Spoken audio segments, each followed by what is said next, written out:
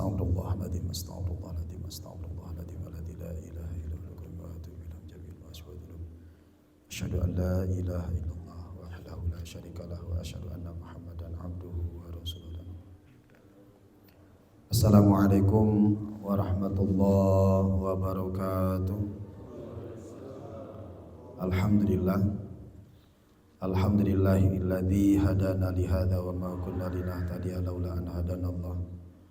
Wassalatu wassalamu ala Rasulillah Muhammad ibn Abdillah. Asyhadu an la ilaha illallah wahdahu la syarikalah wa asyhadu anna Muhammadan abduhu wa rasuluhu la nabiyya ba'dah, amma ba'du.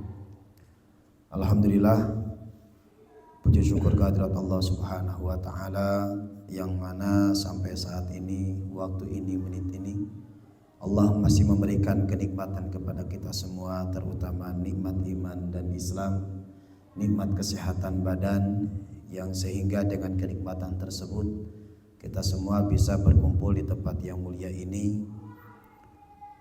Mudah-mudahan perkumpulan kita semua di sini ada dalam ridho dan maghfirahnya Allah Subhanahu wa taala. Dan dengan kenikmatan tersebut manusia akan menjadikan manusia yang sukses dunia akhirat. Dengan kenikmatan tersebut kita akan menjadi manusia yang berhasil baik secara duniawi dan ukhrawi. Para jamaah sekalian yang dirahmati oleh Allah Subhanahu wa taala, tidak lupa salawat dan salam semoga tercurah limpahkan kepada baginda kita, kedua hasanah kita, suri tauladan yang dijadikan panutan oleh setiap manusia, seluruh manusia, baik yang di timur dan di barat, yaitu Habibana wa Nabiyana Muhammad sallallahu alaihi wasallam. Tidak lupa kepada keluarganya, para sahabatnya, dan kita semua selaku umatnya ila yaumil qiyamah. Yang saya hormati para jamaah masjid, siapa ini teh? Baitul Makmur, wabil khusus kepada seluruh staf kepengurusan masjid DKM, Dewan Kemakmuran Masjid. Mudah-mudahan semua para jamaah ada dalam limpahan keberkahan, panjang umur, sehat badan, dan dimudahkan di dalam segala urusan. Yang sehat Allah berikan, yang sakit Allah berikan kesembuhan, dan yang dalam keadaan diuji oleh Allah mudah-mudahan segera diberikan jalan keluar. Yang dalam keadaan usaha mudah-mudahan diberkahkan dari usahanya. Amin ya Allah ya Rabbal Alamin. Semua hajat tujuan dikabulkan oleh Allah Subhanahu wa taala. Kita semua berkumpul di sini bukan hanya sekedar kumpul sekarang, tapi berkumpul pula nanti di surganya Allah Subhanahu wa taala. Amin amin ya Allah ya Rabbal Alamin. Para jamaah sekalian yang dirahmati oleh Allah Subhanahu wa taala, alhamdulillah kita diberikan panjang umur hingga bertemu kembali dengan salah satu bulan yang dimana di bulan tersebut adalah bulan kelahiran Habibana wa Nabiyana Muhammad sallallahu alaihi wasallam, yaitu bulan Rabiul Awal. Insyaallah malam sekarang ini sudah masuk tanggal 1 Rabiul Awal, karena besok itu tanggal 1 hari Senin. Alhamdulillah. Nah, bulan Rabiul Awal itu biasa sebagian umat muslim itu mengadakan acara-acara, momen-momen sebagai rasa wujud rasa kegembiraan, rasa kebahagiaan, memperingati. Artinya memperingati itu berarti mengingat-ingat tentang kelahiran sosok yang mulia sebagai wujud rasa syukur kepada Allah Subhanahu wa taala. Makanya bagi kita sebagai umat muslim itu mau ngadain acara perayaan Maulid ataupun tidak, itu tidak jadi masalah. Itu kan tidak jadi masalah. Cuman sebagian saudara-saudara kita yang merayakan perayaan acara Maulid itu dikarenakan satu, dalilnya di dalam firman Allah Ta'ala, qul bifadlillahi wa birahmatihi fabidzalika falyafrahu. Qul, ucapkanlah olehmu, bifadlillahi, atas karunia Allah, wa birahmatihi, dan rahmat Allah, fabidzalika, maka oleh sebab itu, falyafrahu, bergembiralah. Dan tidak ada satu rahmat, tidak ada satu keutamaan terkecuali rahmat yang paling agung adalah rahmat dilahirkannya Nabi kita Habibana wa Nabiyana Muhammad sallallahu alaihi wasallam. Sedangkan wa ma arsalnaka illa rahmatan lil alamin. Tidaklah aku mengutus engkau hai Muhammad terkecuali untuk menjadi rahmat untuk semesta alam. Makanya rahmat yang paling agung adalah rahmat diutusnya Nabi Muhammad sallallahu alaihi wasallam. Nah, itu yang dijadikan dalil patokan dasar sebagian saudara-saudara kita yang merayakan acara Maulid Nabi. Para jamaah sekalian yang dirahmati oleh Allah, nah, bahasa bulan Rabiul Awal dijadikan bulan Maulid Nabi karena diambil dari kata walada yalidu wiladatan bahwa walidun wadaka mauludun. Ada yang mengatakan maulud, kalau maulud berarti isim maf'ul. Isim maf'ul itu artinya yang dilahirkan. Berarti merayakan atau memperingati sosok yang dilahirkan. Kalau maulid berarti isim zaman atau isim makan. Walada yalidu wiladatan bahwa walidun wadaka mauludun lid la talid maulidun maulidun. Nah, isim zaman dan isim makan menunjukkan pada waktu dilahirkannya Nabi Muhammad, dan waktu dilahirkannya adalah bulan Rabiul Awal. Seperti itu.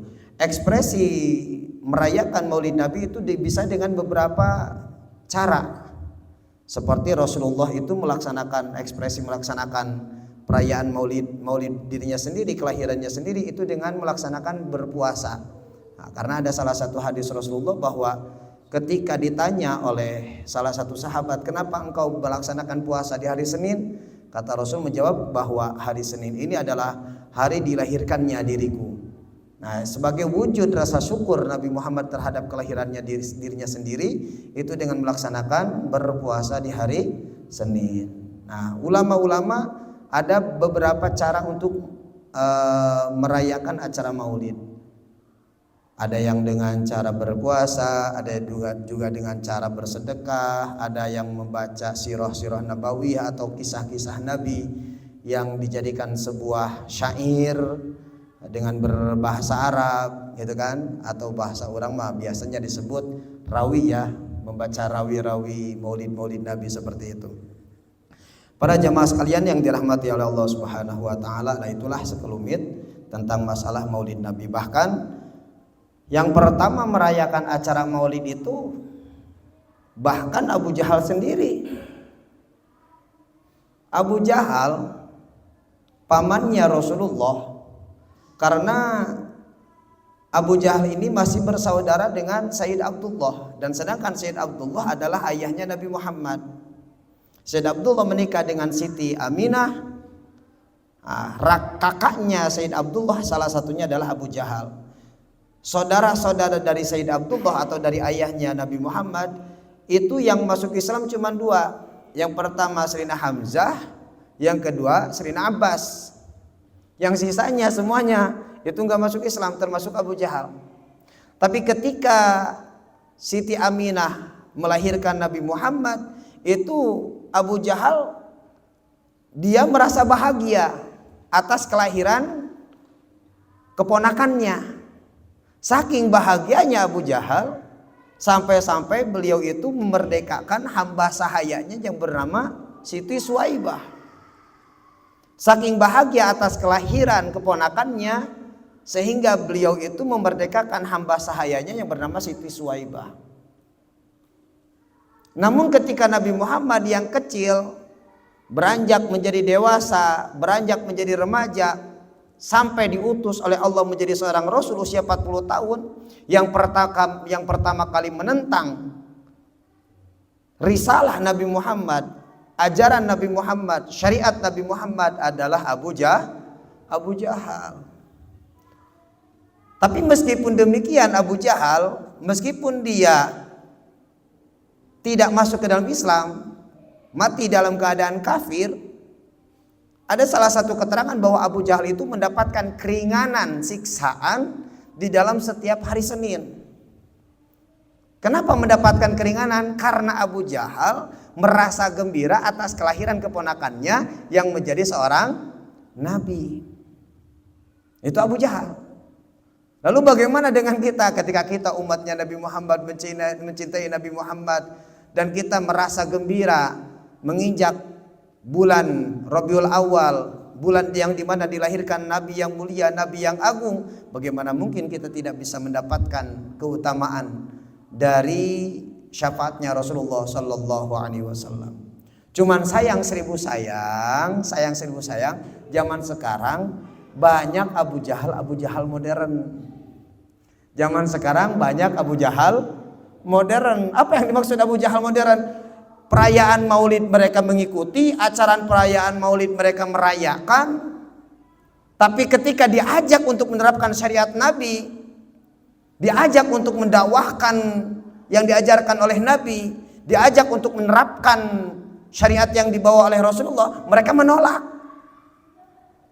Merayakan maulid Nabi tapi menolak syariat yang dibawa oleh Nabi. Zaman sekarang banyak seperti itu. Nah, itu adalah Abu Jahal modern gitu ya, bisa dipahami. Nah, karena Abu Jahal itu seperti itu. Abu Jahal ikut merayakan maulid Nabi, kelahiran keponakannya, tapi menolak syariat yang dibawa oleh Nabi. Zaman sekarang perayaan maulid Nabi di mana-mana semarak, tapi untuk diajak menerapkan hukum Allah yang dibawa oleh Nabi, mereka menentang. Tanpa disadari mereka adalah Abu Jahal. Mudah-mudahan jamaah majlis Baitul Ma'mur di sini tidak termasuk bagian daripada Abu Jahal modern. Amin. Amin ya Allah ya Rabbal alamin. Dan kita semua nanti di akhirat kelak mudah-mudahan bisa berkumpul bersama-sama duduk dengan Rasulullah Sallallahu Alaihi Wasallam. Amin amin ya Allah ya Rabbal alamin. Para jamaah sekalian yang dirahmati oleh Allah Subhanahu Wa Taala, di dalam kajian kali ini insya Allah, karena syariat yang dibawa oleh Nabi itu terbagi menjadi tiga bagian. Jadi syariat yang dibawa oleh Nabi terbagi menjadi tiga bagian. Yang pertama, ada syariat yang berhubungan antara dirinya dengan Allah. Syariat yang berhubungan antara dirinya dengan Allah itu yang dinamakan ubudiyah atau ibadah. Sedangkan ibadah itu mencakup kepada satu, kepada akidah, kedua kepada akhlak, akidah, tauhid, sholat, puasa. Nah itu masuknya kategori ubudiyah. Ada syariat Allah, ajaran yang dibawa oleh Rasulullah, syariat Kanjeng Nabi Muhammad, itu ada yang menyangkut antara dirinya dengan dirinya pribadi. Itu yang dinamakan akhlak, makanan, ya, matumat, malbusat, pakaian, masyrubat yang diminum. Nah itu untuk dirinya pribadi. Ada syariat Allah, ajaran yang dibawa oleh Nabi Muhammad, ada yang menyangkut antara dirinya dengan orang lain. Nah, di dalam kategori itu banyak,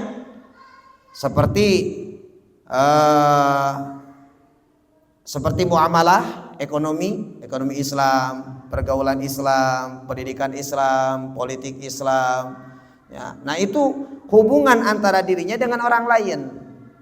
Nah sebelum meranjak kepada pembahasan yang ke-1 dan yang kedua dan yang ketiga, utama yang pertama membahas yang ke-1 dulu, karena nggak mungkin bisa langsung menginjak kepada angka 2 kalau tidak memahami, mengetahui yang pertama.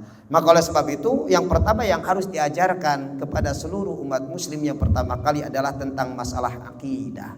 Nah di dalam pasal sekarang, pasal ini, yajibu ala kafatil mukallafina ad-dukhulu fi dinil Islam. Wajib bagi seluruh orang yang mukallaf. Apa itu mukallaf? Mukallaf itu adalah akilin baligin, orang yang berakal sekaligus orang yang balig, yang usianya maksimal sudah meranjak kepada 15 tahun, itu balig. Ada tanda-tanda balik. Tanda-tanda balik kan salah satunya, satu, maksimal usia 15 tahun. Yang kedua sudah mimpi bersenggama. Yang ketiga bagi perempuan itu sudah keluar haid. Terus terjadinya mengerasnya susu bagi perempuan. Itu salah satu tanda-tanda balik. Bagi laki-laki salah satunya tumbuhnya mulai bulu-bulu yang tipis di area kemaluan. Itu salah satu tanda-tanda balik. Nah, yajibu ala kafatil mukallafin, wajib bagi seluruh orang yang mukallaf ad-dukhulu untuk masuk fi dinil islami, ke dalam agama Islam. Wajib untuk semua, baik itu manusia yang berada di Indonesia, di Asia, di Eropa, di Afrika, semua manusia wajib untuk masuk ke dalam Islam. Gitu kan? Di negara manapun, di wilayah manapun, baik laki-laki atau perempuan, wajib bagi mereka untuk masuk ke dalam Islam. Ketika mereka tidak masuk ke dalam Islam, berarti mereka berdosa. Makanya dakwah Islam itu wajib disampaikan ke wilayah yang sekiranya di wilayah tersebut ada manusia. Wajib. Karena yang tadi, wa ma arsalnaka illa rahmatan lil alamin. Tidaklah aku mengutus engkau hai Muhammad illa rahmatan lil alamin, terkecuali untuk menjadi rahmat bagi seluruh alam. Andai kata ada makhluk Allah yang berada di luar planet bumi, misalkan di planet Mars, planet Jupiter, planet Saturnus, planet Pluto, andai kata di luar angkasa sana ada kehidupan manusia, ada kehidupan, maka Islam wajib sampai ke sana. Dakwah Rasul wajib sampai ke sana. Seperti itu. Ya. Wasubutu, dan tetap ala dawami secara abadi, waltizama, dan menguatkan malazima sesuatu yang wajib alih kepada orang mukallaf tersebut, minal ahkami, dari hukum-hukum. Nah, di sini diwajibkan juga bukan hanya wajib untuk masuk ke dalam Islam, tapi wajib juga untuk mempertahankan posisi kita berada di dalam Islam. Di dalam ayat Al-Quran Allah Subhanahu wa ta'ala berfirman, ya ayyuhalladzina amanu dukhulu fisilmi kafah. Wahai orang-orang yang beriman, masuklah kalian ke dalam Islam kafatan, secara totalitas. Nah, ini perintah dari Allah. Masuk ke dalam Islam itu tidak boleh masuk ke dalam Islam itu setengah-setengah. Diwajibkan masuk ke dalam Islam itu secara menyeluruh. Bisa dipahami semua ya? Seperti itu. Wajib masuk ke dalam Islam secara menyeluruh. Tidak bisa masuk ke dalam Islam itu hanya separuhnya saja. Nah, ketika sudah posisi kita sudah masuk ke dalam Islam, maka harus mempertahankan keislaman kita. Jangan sampai kita keluar dari koridor Islam. Sekarang contoh seperti ini. Yang kita khawatirkan, Pak, Bu, yang kita khawatirkan, kita mengakui bahwa diri kita seorang muslim, khawatir diri kita ini nggak diakui kemusliman kita. Itu yang dikhawatirkan. Karena untuk mengakui itu mudah. Oh, saya muslim. Tapi kita diakui apa enggak nih oleh Allah dan Rasul sebagai orang muslim? Itu yang dikhawatirkan. Kalau tidak diakui itu menjadi bahaya. Contoh, saya ambil kesimpulan. Misalkan ada satu perusahaan lalu perusahaan tersebut membuka peluang pekerjaan. Silakan yang mau bekerja untuk masuk ke dalam, tapi dengan syaratnya satu, usia minimal 18 misalkan. Yang kedua, harus mempunyai kemampuan dalam bidang yang berada di dalam perusahaan. Yang ketiga, harus kelulusan minimal ijazah SMA misalkan, seperti itu. Nah, di antara kita, antara si A, si B dan si C, si A dan si B masuk ke dalam perusahaan tersebut dengan mendaftar. Lalu si C masuk ke dalam perusahaan tersebut tidak mendaftar, dia masuk saja tanpa mendaftar. Ketika di dalam perusahaan ada sesuatu yang dikerjakan oleh setiap karyawan, semua karyawan itu bekerja dengan pekerjaan yang sama antara si A, si B dan si C, dan pekerja-pekerja yang lain itu melaksanakan. Cuman bedanya si C tidak mendaftar, dia masuk ikutan bekerja. Pekerja yang lain capek, si C pun ikut capek.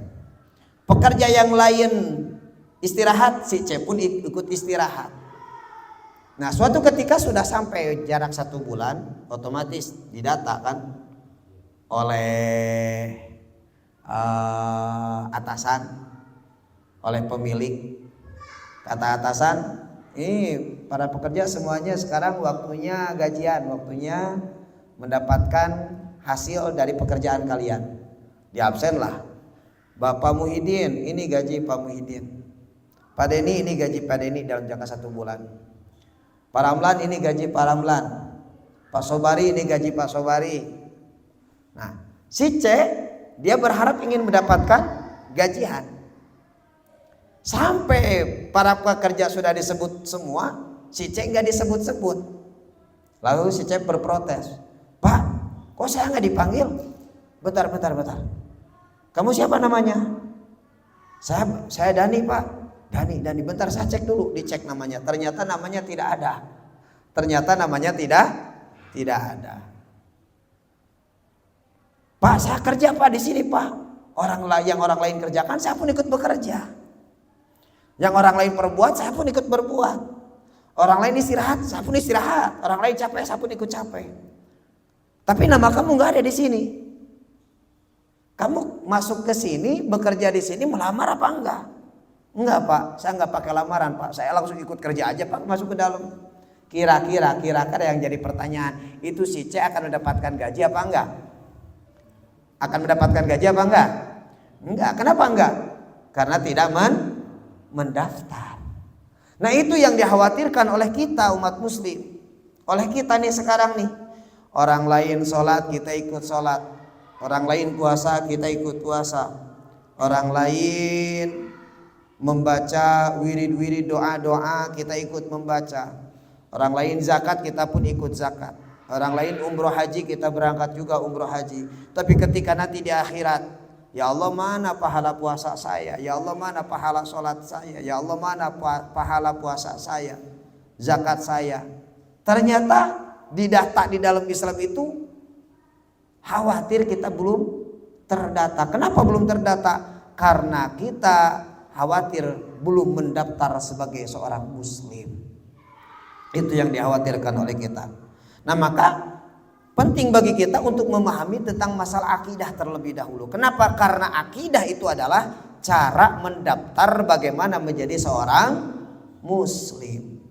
Dan pendaftaran Islam itu yaitu mengucapkan 2 kalimat syahadat dengan sungguh-sungguh. Bagaimana ucapan 2 kalimat syahadat?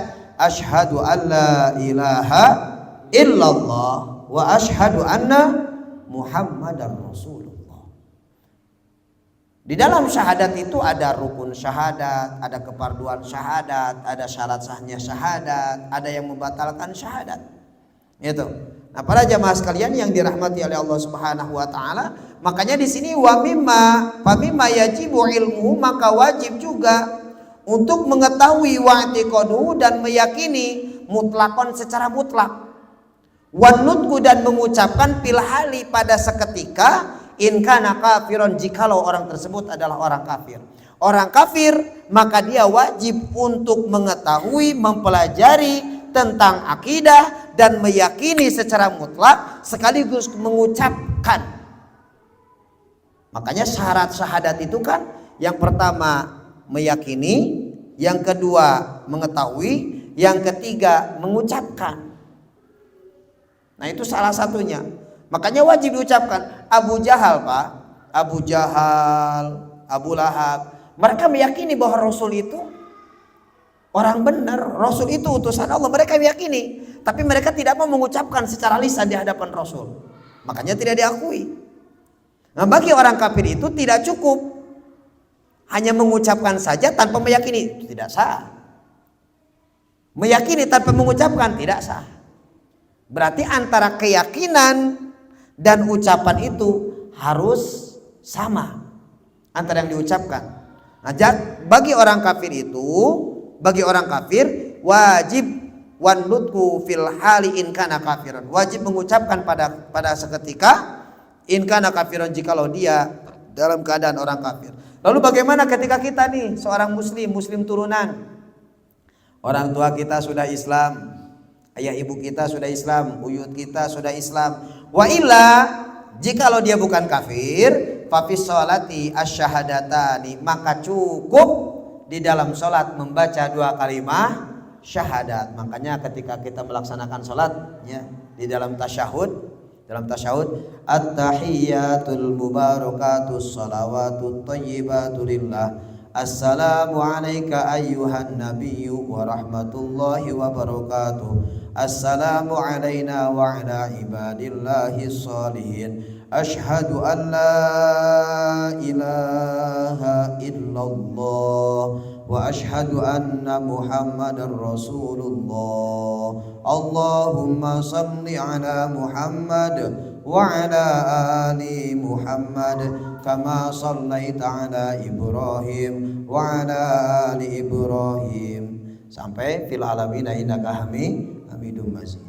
Nah, di dalam keterangan di sini bagi umat muslim itu cukup mengucapkan syahadat, itu cukup di dalam salat. Makanya di dalam salat ketika pengucapan dua kalimat syahadat jangan sampai hanya sebatas di dalam lisan. Hati kita wajib untuk dihadirkan keyakinan tentang masalah syahadat, bahwa asyhadu alla ilaha illallah, saya bersaksi bahwa tiada Tuhan yang wajib disembah, wajib ditaati, wajib ditunduki, wajib dipatuhi illallah, terkecuali adalah Allah. Wa asyhadu anna Muhammadan, dan saya bersaksi bahwa sesungguhnya Nabi Muhammad Rasulullah, utusan Allah. Nah, kesaksian tersebut bukan hanya sebatas lisan. Kenapa? Karena yang tadi wajib juga wa'tiqaduhu mutlaqan wa nutqu fil hal. Bisa dipahami semua? Jadi bukan hanya mengucapkan, tapi harus menghadirkan dengan penuh keyakinan ketika membaca syahadat di dalam salat. Wahuma, dan syahadat tersebut adalah kalimahnya asyhadu alla ilaha illallah wa asyhadu anna Muhammadar Rasulullah. Lalu apa makna syahadat? Wa makna asyhadu alla ilaha illallah, adapun makna ucapan asyhadu alla ilaha illallah, anta'lama, mengetahui, wa ta'taqida, dan menekankan, wa tu'mina, dan mengimani, wa tusaddiqa, dan membenarkan, alla ma'buda, bahwa tidak ada yang disembah bihaqqin, dengan sebenar-benarnya, fil wujudi, di dalam adanya, illallahu, terkecuali Allah. Jadi wajib bagi kita satu, anta'lama, untuk mengetahui. Mengetahui berarti harus dengan pengetahuan. Wajib kita mempelajari, memahami tentang Allah. Ya, agar kita ini kokoh keimanan kita. Jangan sampai Allahu Akbar, benar enggak ya Allah itu ada? Awas, hati-hati nih, hati-hati. Nah, yang jadi pertanyaan, ada sebagian kelompok manusia yang meyakini bahwa kehidupan ini tidak ada Tuhan, tidak ada Allah. Siapa mereka? Orang-orang komunis, orang-orang ateis. Orang-orang ateis itu, Pak, mereka tidak meyakini adanya Tuhan, mereka tidak meyakini adanya Allah. Mereka meyakini adanya kehidupan ini real seperti kehidupan biasa, karena semua berasal dari satu materi.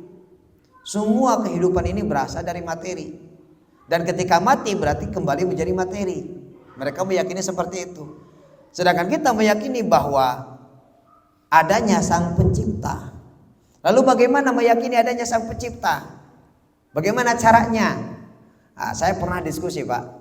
Saya pernah berdiskusi, ada salah satu teman saya pribadi, dari tetangga kampung. Mereka bawa temannya. Teman mereka itu orang Gadog. Dan ternyata di wilayah kita ini pemahaman komunis itu ada. Itu datang ke rumah, ngobrol, berdiskusi tentang masalah Tuhan. Dia bertanya, Ustadz, saya ini masih ragu tentang masalah ketuhanan, kata dia. Makanya saya enggak sholat, saya enggak puasa, kata dia. Kenapa masih ragu? Karena Tuhan itu enggak real, kata dia. Kalau Tuhan itu ada, Allah itu ada, mana Allah? Sampai bertanya demikian. Lalu saya berdiskusi, ngobrol dengan dia. Kata dia, coba Ustadz, kalau Allah itu ada mana? Buktikan kepada saya. Lalu saya jawab seperti ini. Ini Bang, saya pengen nanya sama Bang. Ini air ada enggak? Saya akan kasih kopi. Ini air kopi ada enggak? Ya ada. Kopi ada, jelas ada kopinya Ustadz, kata dia. Nah, ada itu perkara ada tidak mesti harus melihat dengan mata. Ingat, mata kita terbatas. Sesuatu hal yang ada ini nggak mungkin ada dengan sendiri. Air mineral yang ada di tangan saya ini ada. Ini ada jadi dengan sendiri atau ada yang mengadakan, ada pabriknya? Pasti ada pabriknya. Karpet ini aja dengan sendiri atau ada pabriknya? Ada pabriknya. Semua perkara yang ada itu gak mungkin jadi mengadakan dirinya sendiri. Pasti ada yang membuatnya. Akal kita menerima segala sesuatu hal yang ada ini pasti tidak mungkin ada dengan sendiri. Karena dia aina sesuatu tersebut itu gak bisa menciptakan dirinya sendiri. Pasti ada yang mengadakan. Sekarang saya ingin nanya, langit ada enggak? Bumi ada enggak? Matahari ada? Planet ada? Itu enggak mungkin ada dengan sendiri. Pasti ada yang membuat. Ada yang membuat, tidak mesti ada yang membuat tersebut bisa dilihat oleh mata. Kenapa? Sekarang saya ingin nanya, ini kopi, saya kasih kopi nih kepada dia itu, kepada teman. Saya kasih kopi. Kopi kebetulan kopinya belum diminum. Saya tanya, ini kopi manis enggak? Enggak tahu Ustaz. Kenapa enggak tahu? Karena belum saya minum. Saya tanya lagi. Nah, untuk mengetahui manisnya kopi dengan apa? Dengan lidah, bukan dengan mata. Bisa dipahami? Untuk mengetahui manisnya kopi tidak bisa dengan mata, tapi harus dengan lidah. Untuk mengetahui kita sekarang di sini nih, kita sekarang di sini berada di majelis. Kita diam sejenak. Apa yang didengar? Ada suara anak kecil yang sedang bermain. Kita yakin gak itu bahwa adanya anak kecil? Yakin. Padahal mata kita gak melihat. Kok bisa yakin? Karena untuk mengetahui sesuatu tidak mesti harus dengan mata. Ada kalanya mengetahui sesuatu dengan pendengaran. Bisa dipahami? Angin ada gak? Udara, oksigen ada? Untuk mengetahui adanya oksigen itu nggak dengan mata, karena mata kita nggak bisa melihat. Untuk mengetahui adanya udara, kita cukup dengan merasakan, ditiup tangan kita. Oh, ternyata benar nih ada udara. Nah, segala sesuatu hal yang ada, mengetahui sesuatu hal yang ada tidak mesti harus dengan mata. Ada kalanya kita mengetahui sesuatu dengan perasa, mengetahui sesuatu dengan peraba, mengetahui sesuatu dengan pendengaran. Begitupun mengetahui adanya zat Allah tidak mesti dengan mata, tapi dengan keilmuan kita. Karena segala sesuatu hal yang ada nggak mungkin jadi dengan sendiri. Saya kasih contoh lagi. Misalkan di depan kita ada kotoran. Kotorannya kotoran kerbau. Di depan masjid ini ada kotorannya kotoran kerbau. Kita tanya, ini kotoran milik siapa? Kotoran apa? Kotoran kerbau. Yakin nggak ada kerbau? Yakin nggak ada kerbau? Kenapa bisa yakin adanya kerbau? Karena ada kotorannya. Nggak mungkin ada kotoran tanpa ada kerbaunya. Kenapa bisa mengetahui meyakini adanya Allah, adanya Sang Pencipta? Karena ada sesuatu yang diciptakannya. Dengan adanya yang diciptakan bisa meyakini adanya Sang Pencipta. Bisa dipahami? Gitu. Lalu dia bertanya lagi, Ustadz, lalu kenapa Allah tidak terlihat oleh mata? Karena mata kita terbatas. Mata kita terbatas. Angin saja, angin, udara, kita tidak bisa melihat angin. Kenapa? Karena pandangan kita terbatas. Semua makhluk yang diciptakan oleh Allah itu hakikatnya terbatas. Mata kita terbatas, pendengaran kita terbatas, suara kita terbatas, perut kita terbatas. Sedangkan Allah luar daripada batasan dan tidak mungkin kita bisa meninjau Allah.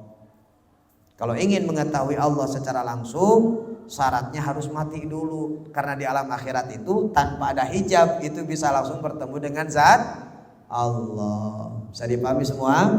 Nah, itu yang pertama yang harus diyakini. Pertama mengetahui, wa ta'taqida dan meyakini, wa tu'mina dan mengimani, wa tusaddiqa dan membenarkan, alla ma'buda bahwa tidak ada sesuatu yang disembah bihaqqin dengan sebenar-benarnya fil wujudi dalam adanya illallahu terkecuali Allah. Al-wahidu Allah itu yang satu atau yang esa, yang tunggal.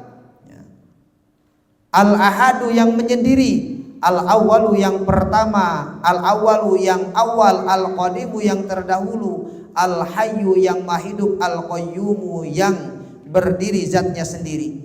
Nah, di sini dalam pelajaran sekarang Allah itu yang tunggal. Lalu ada pertanyaan, kenapa Allah itu tunggal? Kenapa Allah itu esa?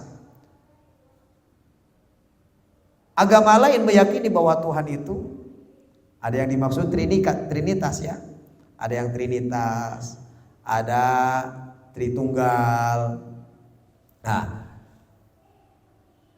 bagaimana meyakini bahwa Allah itu tunggal? Sekarang contoh seperti ini. Di pertigaan jalan raya, misalkan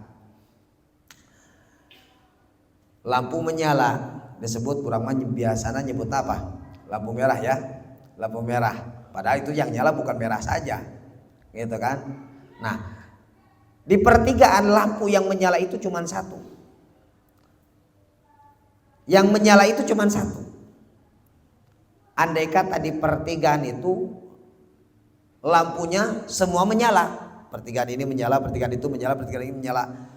Kalau tiga-tiganya menyala, itu akan terjadi tabrakan apa enggak? Pasti akan terjadi tabrakan. Pasti akan terjadi kerusakan. Kalau Tuhan itu lebih dari satu, banyak yang mengatur, pasti akan terjadi kerusakan. Makanya wajib Tuhan itu, Sang Pencipta itu wajib untuk tunggal. Kenapa wajib untuk tunggal? Karena kalau lebih dari satu, otomatis akan terjadi kerusakan. Al-awwalu Allah itu yang awal, yang pertama. Cuman pertamanya Allah, tidak ada mimitina, lu bahasa Sunda tema. Pertamanya Allah tidak ada awalnya, dan akhirnya Allah tidak ada ujungnya. Berbeda dengan kita. Kalau kita awal itu ada pertamanya, kalau akhir itu pasti ada ujungnya, itu kita. Tapi bagi Allah, awal bagi Allah itu tidak ada pertamanya, akhir tapi tidak ada ujungnya.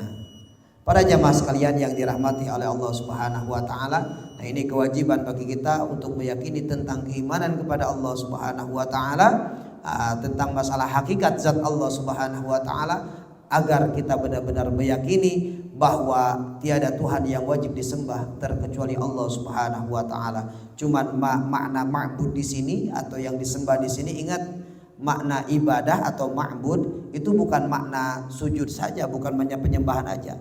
Artinya makna ma'bud ini adalah yang bisa dimaknai dengan yang ditunduki, dipatuhi, yang dijadikan keutamaan di dalam sebuah perjalanan kehidupan, itu yang dijadikan sebuah utama. Makanya kehidupan kita ini benar-benar penyembahan itu, segala kehidupan kita ini tujuannya hanya untuk Allah, jangan dibarengi dengan tujuan-tujuan yang lain. Insya Allah mudah-mudahan kajian ini bermanfaat, khusus untuk saya pribadi, umum bagi kita semua, dikarenakan sudah masuk waktu isya ya. Mungkin sekali lagi mudah-mudahan bermanfaat untuk saya pribadi, umum bagi kita semua, dan kita semua selalu ada dalam rahmat dan maghfirahnya Allah Subhanahu wa taala. Para jamaah sekalian yang dirahmati oleh Allah, hadanallahu wa iyyakum ajma'in wa lafabikum. Wassalamualaikum warahmatullahi wabarakatuh.